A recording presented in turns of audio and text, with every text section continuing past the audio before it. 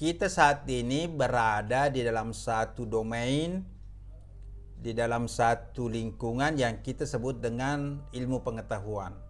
Kita sedang berada dalam domain ilmu pengetahuan. Jadi kalau Anda berada di kampus, Anda berada di jurusan, kita sedang berada dalam domain ilmu pengetahuan. Nah, ilmu pengetahuan itu secara umum itu ada dua ya. Ada ilmu pengetahuan alam dan ilmu pengetahuan sosial. Nah, ilmu komunikasi itu masuk rumpun ilmu pengetahuan sosial. Jadi objek materi dari ilmu komunikasi itu adalah perilaku manusia.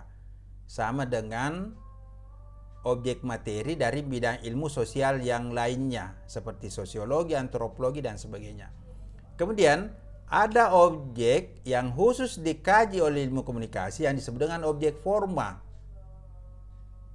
Disinilah ruang penelitian Anda, ya. Jadi Anda jangan meneliti di objek materi. Anda harus meneliti di objek forma ilmu komunikasi. Objek forma ilmu komunikasi itu supaya mudah itu ada 4 yang perlu Anda pahami. Yang pertama, paham sistem komunikasi, itu ada 11 komponen. Paham mengenai jenjang atau level komunikasi, itu ada 9 jenjang atau level. Anda memahami tradisi komunikasi, itu ada 7.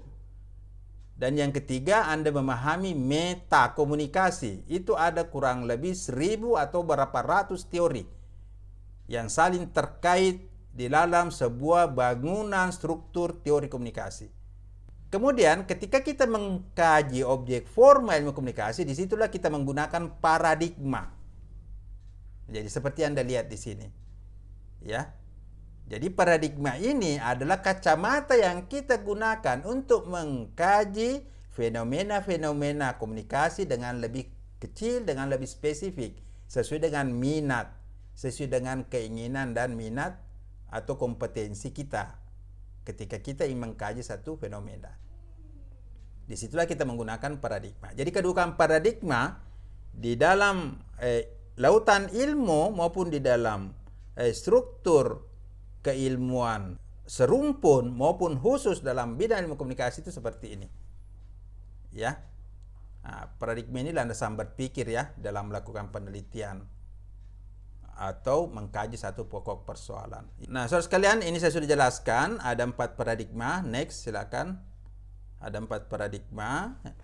Ini adalah kacamata yang kita lihat di dalam melakukan satu penelitian. Jadi ingat, paradigma itu seperti kacamata yang kita melihat, yang kita pakai untuk melihat sebuah masalah.